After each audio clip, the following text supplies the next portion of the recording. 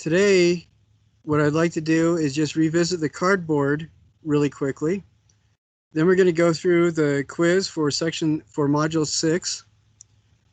And is there anybody here who had volunteered to do a apply the tools of artistic critique to something?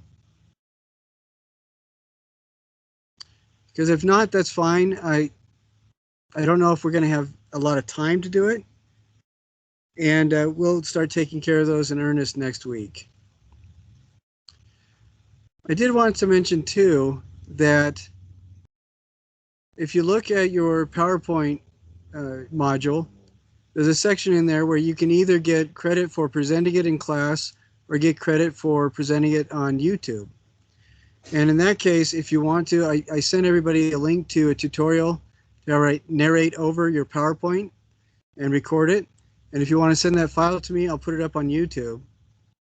I will tell you that the first 3 people that decide to do that will get extra credit.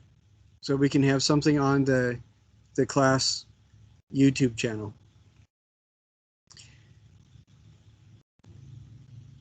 All right, now, does everybody understand what's going on with the cardboard?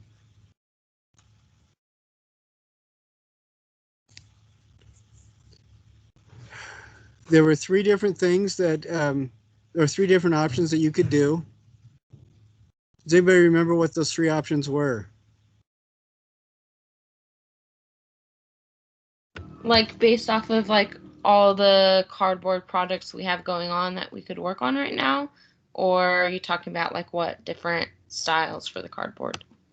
No, I told everybody last week to do the slot and tab construction cardboard, and I realized I had not changed the module. The module has us doing texture squares. That's what I'm talking about. Okay, yeah. Yeah, there was only the 2, right? There was the slots that we were working on and then the texture tiles. But what was the third one? No, the 3 different options are you can either ignore the texture tiles and just go forward with the sculpture completely, or you can ignore the sculpture and go forward with the texture tiles. And if you're doing the sculpture, you just include photos of that where it asks for photos of the texture tiles. And then the third option is to quit your sculpture and to fill up the rest of the time doing the texture tiles. So yeah, you got 2 out of the 3. That's right. Okay. And you know, it just really depends on what you guys want to do. The big thing is there's a total of 10 hours that needs to be spent on this module, and you're going to use up a few hours of that with the artist research and the paper writing and taking the quiz. And so whatever you have left, just distribute it however you want. All right. Now, there was something else that was really important too. I'm sure it'll come back to me at some point. If not, oh well. The other thing I wanted to talk about was attendance. I am still going through and collating all that information. You guys should see where you stand either tonight or tomorrow. I'll try to get all that done. All right. Okay, now I'm going to share my screen and do the quiz. Let's see. Give me just a second here.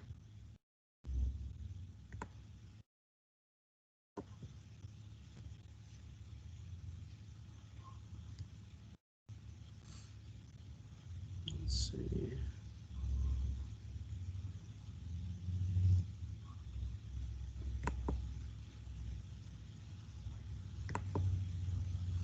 All right.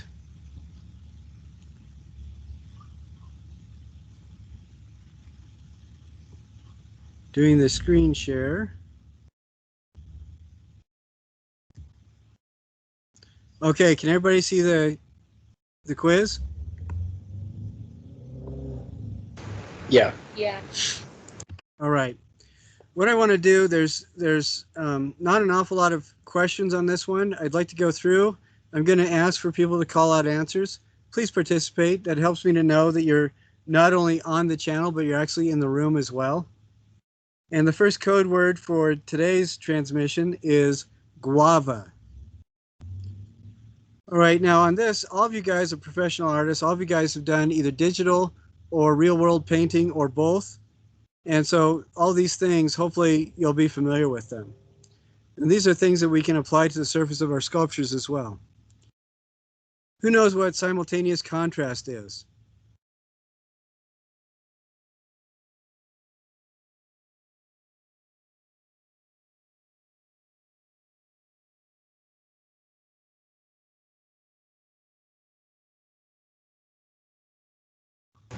Is it how two different colors interact with each other and like affect how you see them?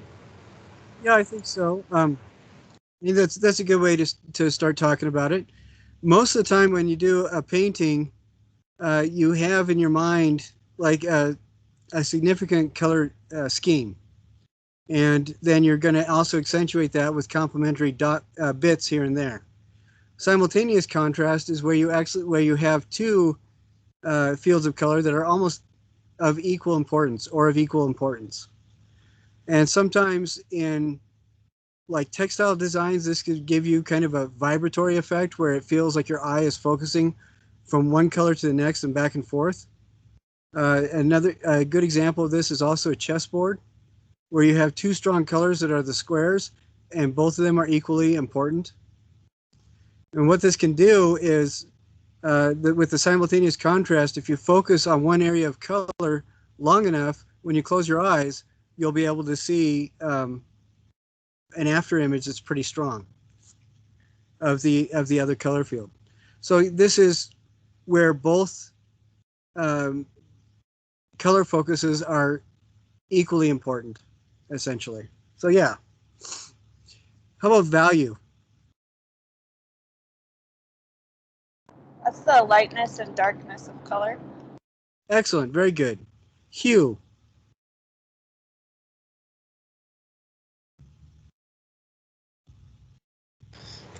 It's like, my gosh, it's like how much of a color. No, it's like the same family of color, right? So it's like there's blue hues and red hues and green hues, and so it's like a red could be a lot of like a different kind of red, but it's all the same hue, like which is red.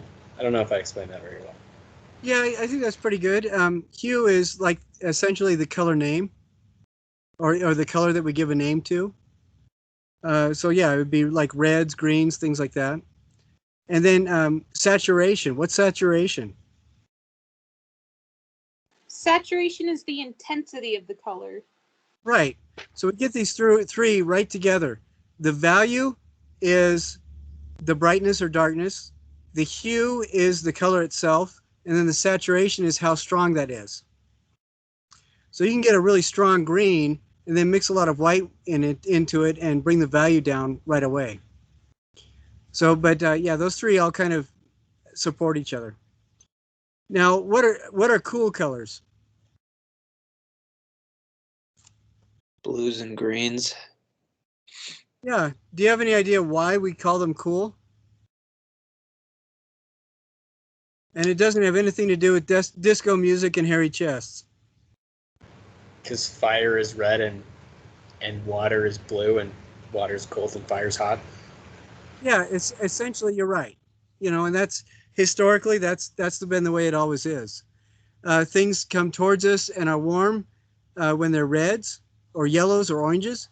Things feel like they're receding, going away, and cooling down when they're blues. Purples, greens, blues. So yeah, and that's essentially what it is. Just remember that and you'll be fine. Now, this one is kind of tricky. What's subtractive color mixing?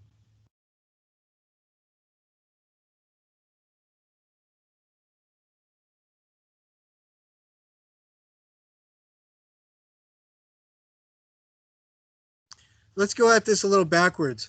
What are the primary colors in paint, in pigments? Red, yellow, blue. Right.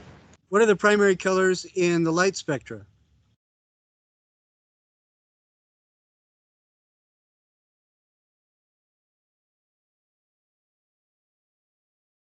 It's a little bit different. Is it red, green, blue? Right. And when you, in the light spectrum, when you mix blue and green, that's when you get yellow. And with the light, if you mix it with different shades of light, you're adding to the color and you're building, and it's called additive color mixing.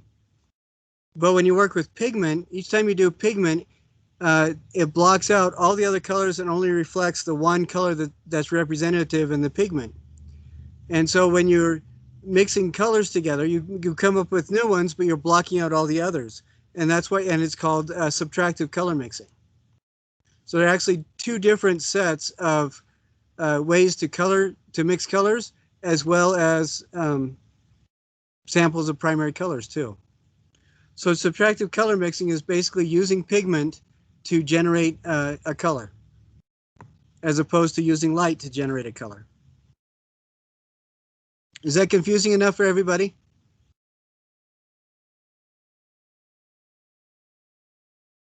Perfectly confusing.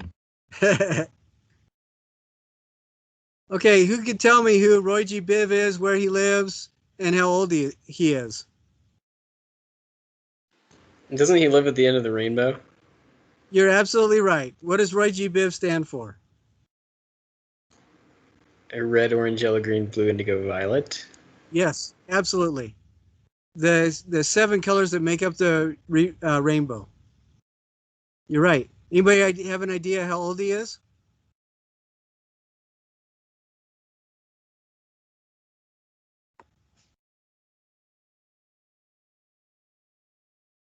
My guess, I don't think anybody knows for sure because nobody's been around that long, but I imagine since the moment that the first radiation leaked into our universe, he's been around.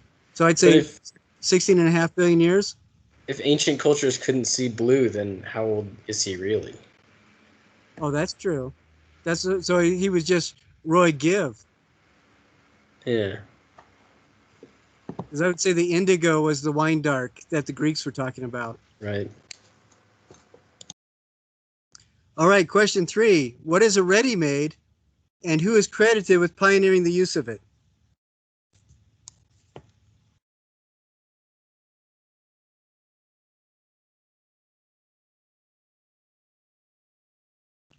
And this person is one of my favorite artists of all time.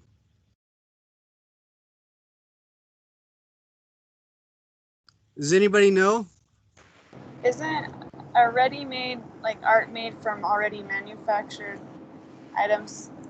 I don't know who coined Yeah. that. And didn't Duchamp or Duchamp coin it with the fountain? Right, exactly. Yeah, the ready-made is basically found object art, and it becomes art because the artist gives it a new context and a new narrative. And the person who first did it, or is credited with first doing it, is Marcel Duchamp. And do you remember what the found object was that he labeled fountain? A urinal? Yep, exactly. Can you imagine how pissed off all the gallerists were? But why did that urinal become a piece of art? How could it become a piece of art?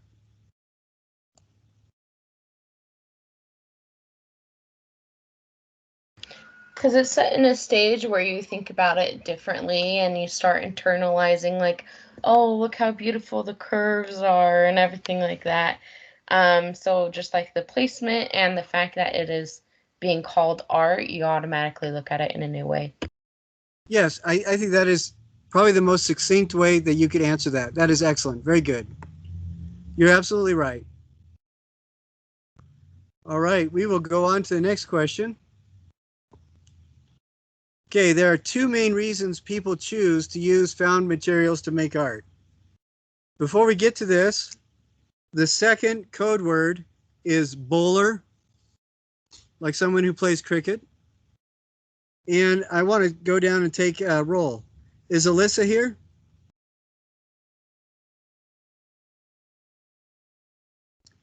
Is Delane here?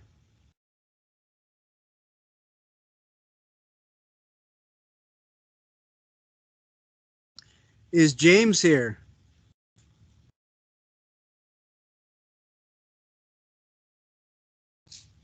How about Sage? Sage Gurney is here. All right, great. Hazel? I'm here. Excellent. Hayden? I'm here. Excellent. How about Emily? I'm here. Wonderful. Thank you, Emily, for always sitting in the same seat. It makes it easier to remember. Emery. Is Brinley here? Yeah, I'm here. Yeah, you've given a couple answers already. Excellent. Cassidy, are you here?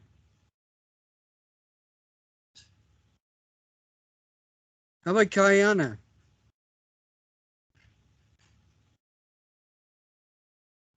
Is Taylor here?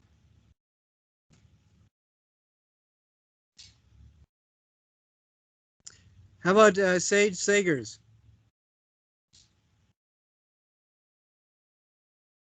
Michael, you're here, aren't you?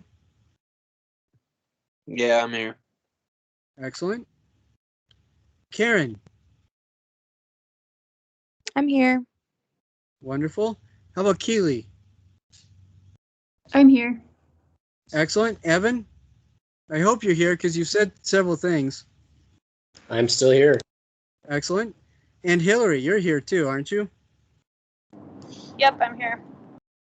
Excellent. All right. Now to this question, I would like to hear one person or two different people each give a reason as to why or people use found objects to create art or to present as art.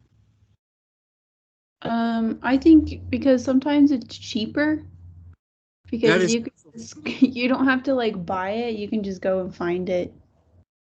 And you don't have to make it. Yeah. Yeah, you're absolutely right. And there's some incredibly famous, well-to-do artists that just use ready-mades. I'm thinking of Louise Nevelson, built these huge wall-mounted, almost diorama things just from leftover chunks of wood from cabinet shops. So yeah, it is lots less expensive. What's another really good one? What's another really good reason why you'd use it? It repurposes things that would otherwise go to waste. Like there's a lot of artists that use like plastic water bottles and things like that. So it's just using it in a new way. That's really good. That's a third one that I wasn't really considering, but that is excellent. Very good. All right, give me a third reason. I think another reason is just the curiosity for things. I think some people, there's been some artists in that lecture that we all have to take for our degree that just grew up taking things apart, you know, like whatever electronics they could find, or like they broke in the house, they just take them apart and then build different things out of them. So I think curiosity plays into found objects as well. I think that's a really good one, and that's again another one that answer that I wasn't looking for, but that's a really good answer. I think, was it Brinley? Were you talking about Marcel Duchamp and the use of ready-mades? Yeah, a little bit. Okay, what did you say about what makes it art? Just the location and the stage and just calling it art. And I think another reason, if I can add another one, why we use ready-mades is that it's hard to create things that are new. There's things that have already been invented. And so if we can just use those things and see them in a new light, then that in itself is art. Okay, I think that found sorry. I think Go that ahead. found objects have a lot of like cultural context to them already. So they bring a lot of meaning to them just in themselves. Yeah, and I think all of you guys are giving really good answers. I think ready-mades, one of the things that's really cool about using ready-mades is that, like Hillary just said, you have a whole host of contextual connotations associated with the object. And what Brinley was talking about earlier, setting those things on their heads and makes people see the world differently, and that forces it into the realm of becoming art. So for this question, the two main reasons that the text talks about are, one, it's less expensive. You don't have to make it yourself. You can just use something that somebody else discarded. And the second of the main reasons in the text is it recontextualizes the meaning associated with the object. So, but I think that if you guys want to use any of those 6 answers people gave, just you pick 2 of them. I think that would be pretty good. I think those are all really good answers. Excellent. All right, now there's 7 of these images, and I believe there's 8 different color schemes that are labeled. What I would like you to do when you do this, go through and try to figure out which ones they are, go back and double check, because there's going to be some where you think they're one and then you find another image that is better related to that color scheme, and you can go back and use a second one. Now, Rowan leaves circle. Which of these do you think it could be? Which of these color schemes do you think that this represents?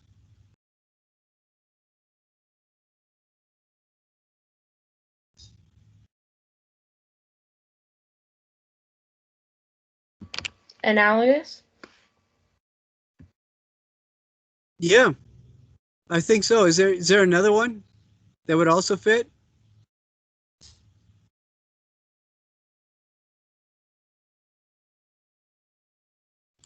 A lot of people will say it reminds them of monochromatic, but I think the best one out of all those is analogous, just what you said.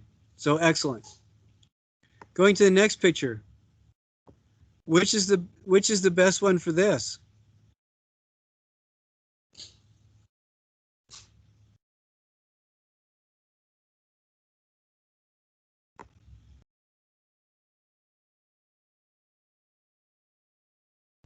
It's almost monochromatic, but there's like a little bit of like blues and greens kind of in the sand there and the rocks. Yeah, and I think you're right. For the most part, if we look at the other images in this, I think the first thing you said is right out of all the choices. But yeah, it's kind of cool because there are a lot of other colors going on rather than just the gray. So I think you're right. But for this one, the answer is monochromatic. So correct. Now, how about this one?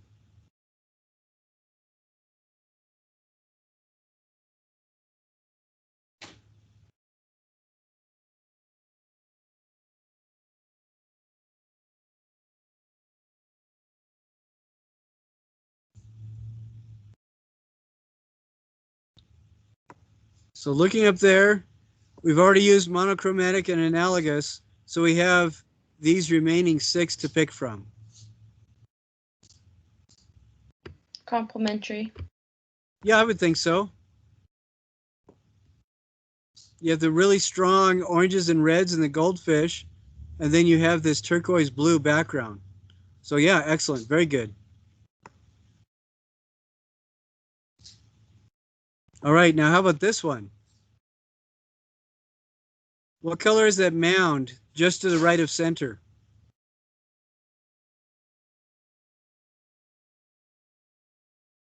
Red. Right, and then what's the color of that yellow structure that almost looks like a architectural thing? I'm sorry, I just gave it away. What color is the architectural structure on the right-hand side in the middle? Well, they're all it's primary colors, right? Right. So if we go back up here, which do you think it is? Triad, or I don't know. I think you're right. I think it's triad. Is it? Yeah, I think so. Because the 3 colors are all equally spaced around the color wheel. So yeah, you're right. Cool. Excellent. Now, how about this one? Monochromatic. I think the other one was achromatic. Is that how you say it? Achromatic? Yeah, I think you're right. I think you're right. So we'll just switch the other ones. We go this one, since it's all grays. Well, it had those other colors in it, but since it's primarily gray, we'll go with achromatic. And that the red bottle will go with monochromatic. Yeah, you're right. Excellent. How about this one?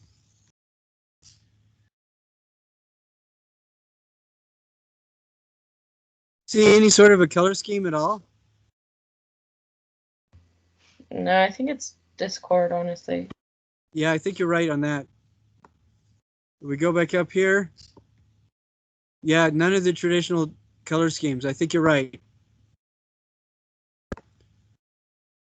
So we go down here. What's this one? That is a 4-color sentence. So which of those would it be?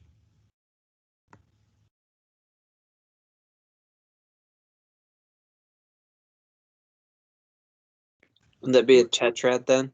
Yep, exactly. So that's it. You guys did it. Now this one, there's something that I'm going to give you credit on one of these either way you go. I think it should be one. Jason thinks it should be the other. And I'm not entirely sure whether I agree with the text on this or not, but I'll give the credit to you either way you go. And I'll point it out to you when we get to it. For this, is this applied or natural color? Natural? Yeah, it's the natural color of the stone. And the polishing is just, over 400 years.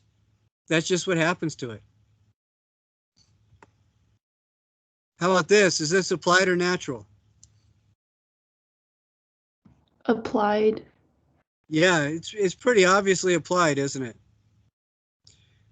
It's not really super often that you see colors that bright in the natural world. Okay, now here's the trick one. Is this applied or natural?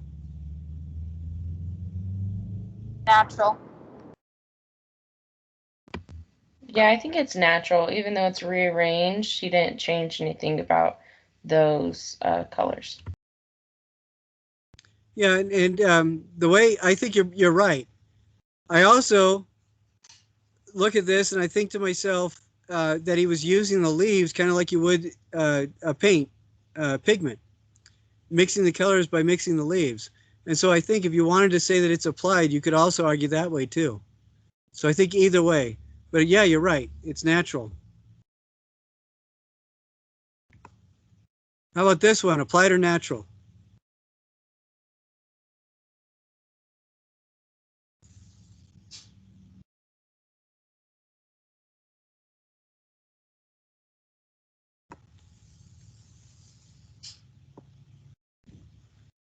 I'd say applied, probably. Yeah.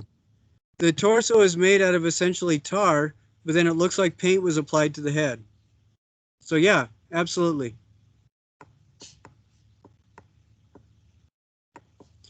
Okay, now I really like both of these artists. I think Betty Saar is absolutely astounding, and I really like John Chamberlain's very formal work.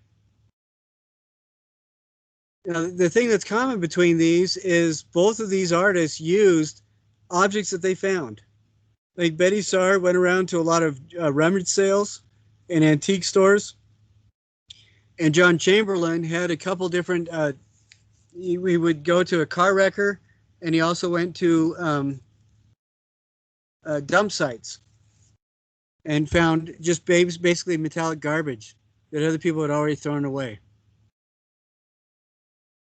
Now, with these, it says, explain in 2 or 3 sentences, how do Chamberlain and Saar differ in their use of found materials?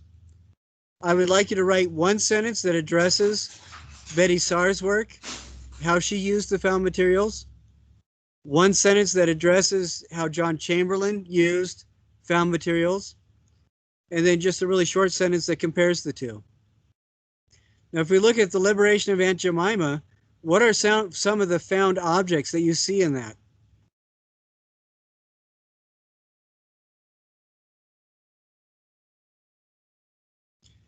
And I should say, before anybody starts getting offended, Betty Saar is a woman of color that had a very strong voice towards the beginning of the basically the liberation, the civil rights movement, and she was a pretty powerful figure. So, what are some of the things that you can see as found objects in the liberation of Aunt Jemima? There's like cotton on the bottom. Right. And is that like a little toy gun? Is that what it is on the right hand side? Yes, you're right. Excellent. What else is there?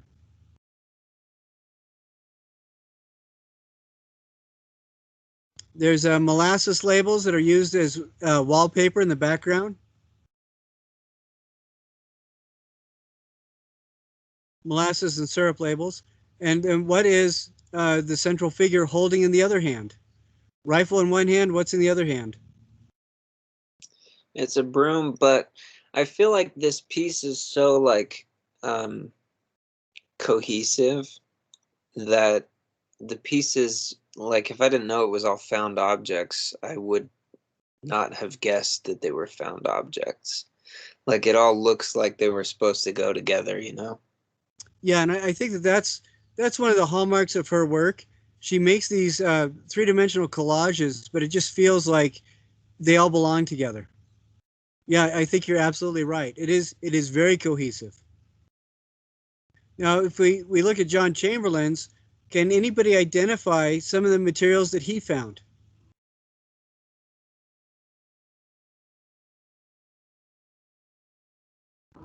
They kind of look like cans, like metal cans, because of like the ribbing or Right. like in kind of things. Yeah, I think you're absolutely right. It almost looks like a Spam, one of those square Spam cans in the bottom. Or paint thinner. Yeah, paint thinner. And then we got the ridged can that has the yellow paint on it. It kind of looks like car parts for me for some reason. Yeah, I think that the blue on the top and the green in the top metal, they remind me of car parts. Yeah, and all of his larger work was made with basically smashed up cars. So that would not surprise me at all. Does this look as cohesive as Betty Saar's? No, but I just kind of like sat back and squinted at it, and I didn't see it till just then, but it looks like a smoke bomb sort of, or like a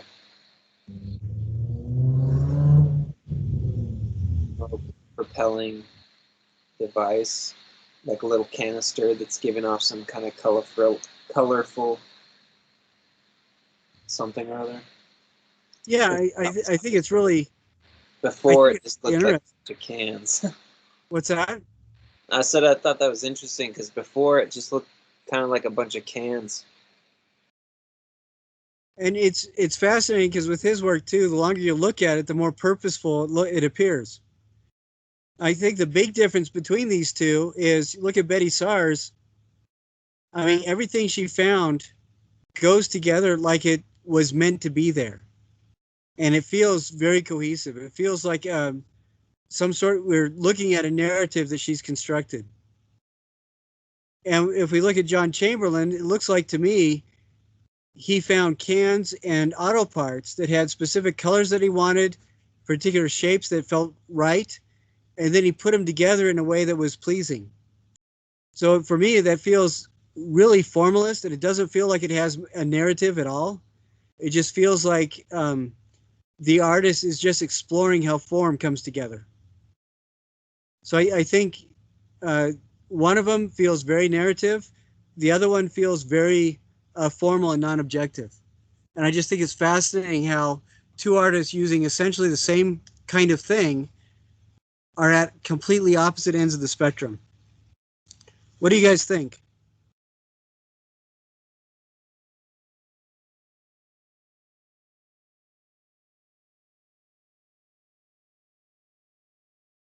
Would anybody like to chime in and say something about these?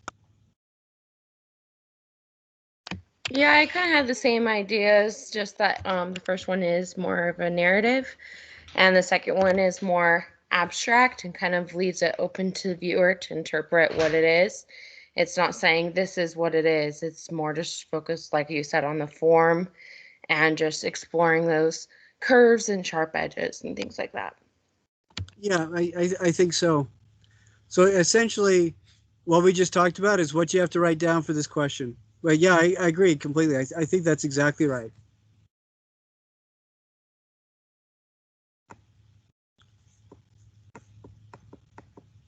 All right.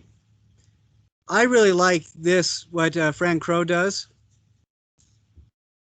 Does anybody recognize what's in these bags?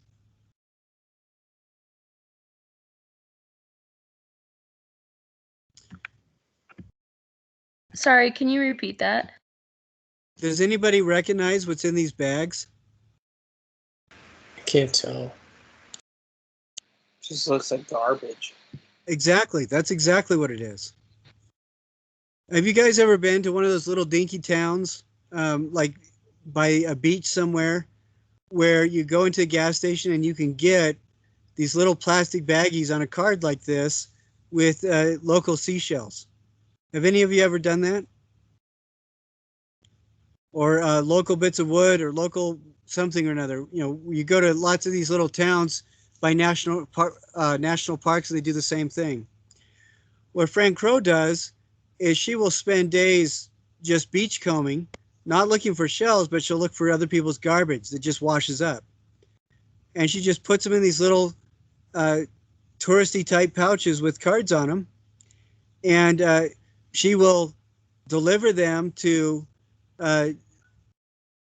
tourist sites in the area, and they will sell them to tourists. The money goes to help clean up a lot of the waste, but I think it's one of the most creative ways that she can draw attention to what's happening with people polluting the ocean. I think because she's not saying anything, she's not telling you to feel bad or awful or terrible. She's not showing you a picture of a dying dolphin or a dying shark. All she's doing is presenting this as any beachcomber could find it walking along the beach, and you can send it to your friends. What do you feel about this? I like the humor. I think humor is always an underestimated way to address big problems like that. So that's pretty cool. I really like that. Yeah, I like that too. I think it's because she could very easily be angry about this, but she's chosen to use humor. Yeah, very good. Anybody else? What did somebody else think about it? I like that the back of it says that the contents are 100% recycled. Yeah. Again, it's the humor that she has. But yeah, very good. Yeah, what's astounding is that New York and Tokyo and Los Angeles produce enough garbage that is dropped into the ocean that it is changing ocean currents. And one of the reasons why there's been more shark attacks along American beaches is because the warm water currents that sharks swim in have been forced out of the channels they've been in for thousands of years just because of the volume of garbage we're dumping into the ocean. So that's something to think about. But yeah, I like the fact that she is using humor and subtlety to give the message, to share the message. Okay, this is the last question. Color has definite, strong psychological meaning to it, and we can't really get around it. And it does vary from culture to culture as well. But that brings us, of course, to the third code word. It has nothing to do with color. The third code word is kicker. Those are the three code words. And is Alyssa with us? Delane? James, were you able to join us? Emery? Is Cassidy here? Kayana? Taylor? Sage Sagers, are you here? All right. Again, with these two things, they're both by the same artist this time. I would like you to write one sentence talking about the psychological use of color in Blue Woman on a Park Bench. Write one sentence on the psychological use of color in Women on Blue Bus Seat. And then write a third sentence comparing the two. We'll open this up for just a short discussion. How does A make you feel? The color of the Blue Woman on the park bench, how does that make you feel? To me, it Nostalgic. Oh, sorry. Go ahead, Brinley. No, you go ahead. This is personal, but I would say nostalgic because when I was in preschool, my favorite color is blue, and therefore I thought that everybody should have blue skin. And so we were one day painting ceramic pilgrims, and I painted him with blue skin, and I just remember that. And so that's what the blue lady reminded me of. That's really interesting. So psychologically, the blue brings back those feelings of nostalgia.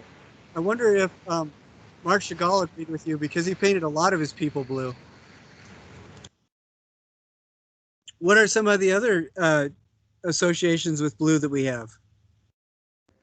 I just have to say that I think it's funny that because your favorite color was blue, you thought everyone's skin should be blue.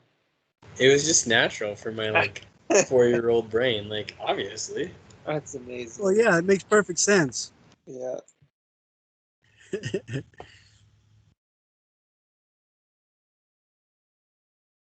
For me, I kind of felt something different. I kind of felt like she's ostracized, like she doesn't really belong in this world. And also maybe that's conveying some emotion as well, because I don't know, to me, maybe I need to zoom in closer, but she doesn't seem quite happy. And so blue's often related with sadness. And so maybe that's something that he's trying to convey is the emotions that she's feeling through that color.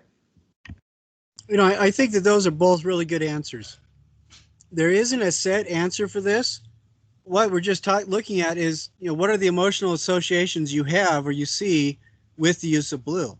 So both of those answers, you guys just share what you just shared, and they're both completely fine. Now, how about, let's hear a couple of people talk about Woman on Blue Bus Seat. How do you feel when you look at this because of the color?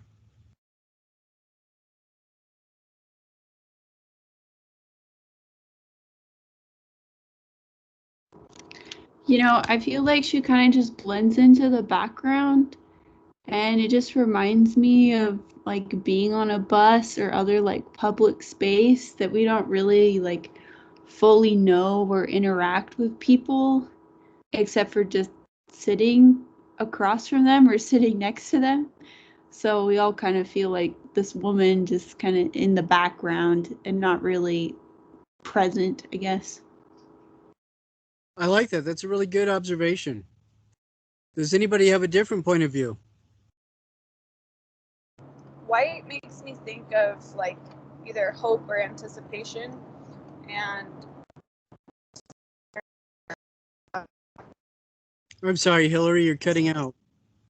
she's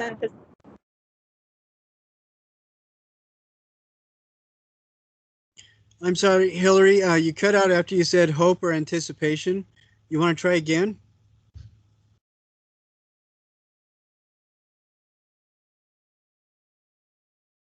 Okay. I think that's really interesting. I think both of you guys are equally right. Because, yeah, the background's white. This woman blends into the background, and it feels almost like she's disappearing. But also, white is a color that is traditionally associated with things like hope and heaven and brightness. So what I think is really interesting is that the two people that have chimed in on both of these have had very different points of view, but you're both responding to the color from a psychological standpoint. And I really appreciate that. So I really look forward to reading what people have to say about these two things. because it can be quite different. I don't know what George Segal was trying to convey with both of these things. He did a lot of stuff that forced people to feel strongly about something, but he did not tell people what they needed to feel about it. He just wanted people to be involved. So I look forward to hearing or to reading what everybody has to say about these things. So very good. Thank you for your insights. Now, I would like two other people to, or at least one person to respond to this. Do these two images convey different feelings? And how different are the feelings?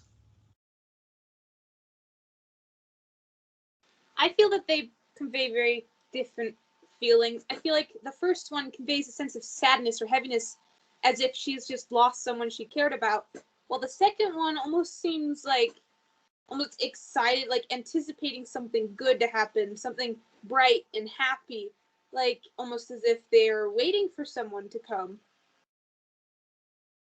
All right, good. Anybody else want to chime in?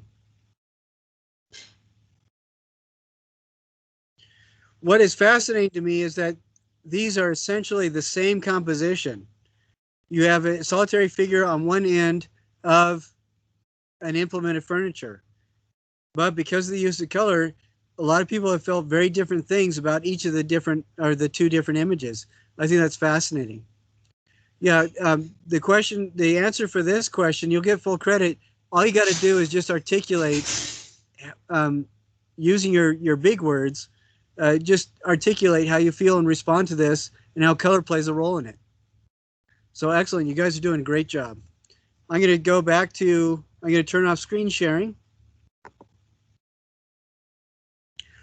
All right, now we don't have any time to do to apply tools of artistic critique to anything. I would like to do that this next week. We're going to start heavy into that because the next several Fridays, what we're going to be doing is either sharing critiques or sharing presentations that people get done. Now, I would prefer as many people as possible to do something on to put a file together so I can share it on YouTube, but you'll get the same number of points if you just share it in class too. So it doesn't matter either way. If you do decide to share it in class, please email it to me at least before class so that I can pull it up and we can get it on the big screen in class so that everybody can see it. Does anybody have any last questions before we part ways for the weekend? I have a question.